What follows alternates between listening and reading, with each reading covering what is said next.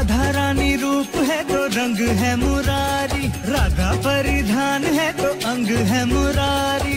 राधा रानी रूप है तो रंग है मुरारी, राधा परिधान है तो अंग है मुरारी। फूल में सुगंध जैसे बसती है वैसे हर घड़ी राधा जी के संग संग है मुरारी। जहाँ जहाँ